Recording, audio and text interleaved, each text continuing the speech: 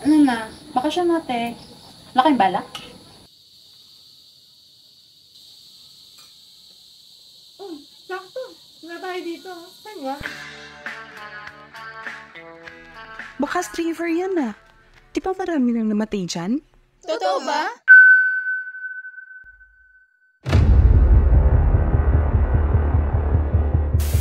Sa ibang balita, natagpuan ng 7 taong gulang na lalaki ang pinamay ng malakas na agos sa Natagpuan na po ang dalawang estudyante. Apat na magbabarkada ang patay matapos sa Bacas River. Bacas Rivers. Ang bayan ng Norsagaray o tinitawag na Barrio Kasay ay kilala sa mga nakabibighaning mga ilog na matatagpuan dito. Isa na rito ay ang Bacas River. Yung sasapit ang tag-init, isa ang ilog na ito sa mga dinarayo ng mga turista mula sa iba't ibang panig ng Pilipinas. Nagmula ang pangalan ng ilog na ito sa marka ng mga paa na iniwan ng higanting si Bernardo Carpio. Taon-taon ay tila isang misteryo ang bumabalot sa ilog na ito. Dahil sa kabila ng kagandahan ay ang misteryo ng pagkawala ng mga buhay ng iilang mga tao na dumarayo at nangahalina sa ganda ng ilog. Kung kaya't madalas na nagiging laman ng balita ang ilog na ito na tinatawag ding Killer River. Ngunit ano nga ba ang tunay na dahilan ng mga insidente rito?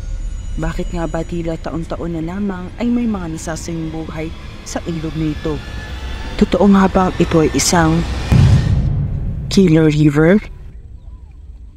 Hindi nga yung mga cottage nila dito, hindi na yung katulad dati na parang kawayan lang. Dami rin tao, no? Yeah. Naging campsite ka rin. Ito pala yung gusto nyong puntahan. Dami namatay dito. Hindi ba kayo nanonood ng mga balita?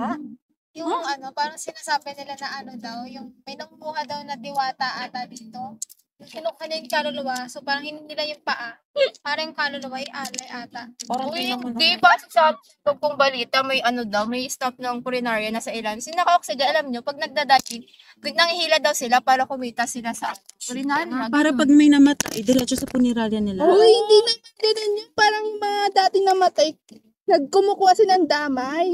Hindi, Ano pa hindi na Sa dami purinarya. Naniniwala kayo sa ganong chismis, mga te. Pero feeling ko kasi, totoo talaga maraming namatay. Kasi tignan mo, yung mga daming santo. Parang naglalagay sila ng santo for protection. Oo. Hindi, pwede parang dinadasala niya ng pang ano mga lang yan. tumatalon para safe sila, hindi sila malunod. Pero ano ba kasing totoo? Ano bang kailangan natin ng gumawa ng paraan para malaman yan? Ganun Ano gagawin natin? Tara, tanong tayo. Tara, go. Bagamat nababalot pang misteryo ang lugar, marami pa ring mga turista ang bumibisita dito. Kaya kami bumalik dito kasi yung place niya, payapa lang siya. Tapos yung accommodation ng mga staff, maganda. Noon dati, maraming nadidisgrasya dito dahil ang nagiging cost ng pagkalunod nila, matitikas ang ulo, hindi sumusunod sa mga sinasabi ng mga may cottage. Yung mga bata, hinahayaang maligo ng walang kasamang matanda. Kasi pag dito, pag after lunch, ang tubig tumataas yan, lumalakas ang current. Yun doon nadidisgrasya. Dito sa Bacas, sinasabi nila lagi nabupulot dito yung Bacas. Kahit hindi dito nadidisgrasya, Bacas ang sinasabi. Kasi ang popular na pangalan, naka-landmark yan yung Bacas. Sa pagka-aaral ko dito at sa karanasan namin, may mga naepektuhang iba. Halimbawa, kagaya nung na-issue ito na meron daw fragment na nanghihila. At ang nahila ay Marines pa. Kung saan, hearsay lang. Walang katotohanan. Sabi ng mayor namin, bakit hindi mo tinan-over sa amin yung kung minahuli man kayong nangihila dyan na naka-fragment o naka-oxygen. At may kasabwat pa raw na pulinarya, yung kandido, na kung saan, hindi naman talaga totoo na sabi nga nung pulinarya kandido, hindi ako papatay ng tao para ako'y kumita lang. Hindi ako kasabwat niyan. Relihosong tao yan na tayo sila dyan pagka Holy Week, andirito sila. Nagdadasal sila dyan. Ganun lang yun. Walang ibang, iba binibigyan nila ng kahulugan. Na kung saan, kaya raw, binigyan sa atin yan, maraming namamatay, kesyo, para lang hindi man yung mga nagmumulto, pero hindi sa gano'n. Para sa akin, kahit marami pa rin nalulunod, syempre, Kaya lang namin pumunta kami, siyempre dapat doble ingat din kami. So ngayon okay naman dito, hindi naman delikado, kumbaga doble ingat lang talaga sa lugar na to. As of now, kung sila pupunta kayo dito, wala sila intindihan dahil i-implement namin ang safety plan. Ito naman nyo, ayan, kaya saksi nyo kayo. May life base na yan. Sa ngayon, dito pa lang unti-unti yan nag-implement. May rules na ang barangay at saka ang municipal na lahat ng maliligo with life vest na. Hindi rin naman kami tatalon eh. Lahat naman ng yung tourist spot na may mga incident talaga na may namatay, may mga pasaway. Hindi naman wala. Yun, behave lang kayo pag may napunta kayong mga lugar na kung ano yung bawal, kung ano yung ordinance na lang.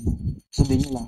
O, diba? Sabi sa inyo, chismis lang talaga. Hindi naman totoo yung mga diwata na yan. Kaya nga, puro chika pa ako kanina. Kikipag-away pa ako dito. Galing online lang kasi pinagsasabi natin. Sabi sa'yo, ikaw ka ito nagsabi na Hindi naman Sabi sa'yo. Eh di pasensya na din kasi ako as pinakatakot dito sa Bakas. Siyempre nakaka-impluwensya talaga yung mga chismis-chismis lalo na sa TikTok, YouTube na Kaya yan. nga eh.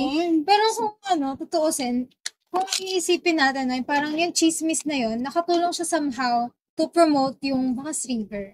True. Dami din pumupunta ngayon. Kasi kung hindi naman hindi naman maging usap-usapan na may namamatay, kaya hindi nila pagtutuunan ng pansin na mabigyan ng protection yung mga tao na pupunta rito. Kaya para sa akin, magandang way din to para i-promote sa mga kabataan at ibang tao na ang Bakas, hindi lang siya basta nakakatakot.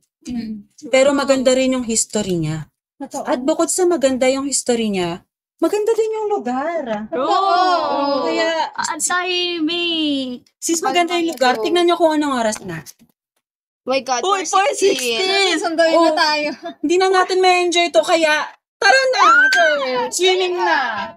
Marami ang dudulot ng mga maling akala. Wala rin namang masama kung naniniwala ka sa mga sabi-sabi para sa iyong ikakabuti. Ngunit palaging tandaan na sa tao pa rin ang pag-iingat at nasa palad natin ang ating kahinatnan. Walang dapat ikatakot sa Bakas River, sa ganda at payapa nitong katangian, tsak na wala kayong pagsisisihan. Ang lokal na komunidad dito ay iyong makikilala, kanilang prioridad ang iyong kaligtasan. Ang tanging alalahanin nyo na lamang ay kung paano kayo gagawa ng alaala. Kaya, ano pang inaantay nyo? Kulayan ng mga drawing na gala at tara na sa Bakas River sa North Sagaray, Bulacan.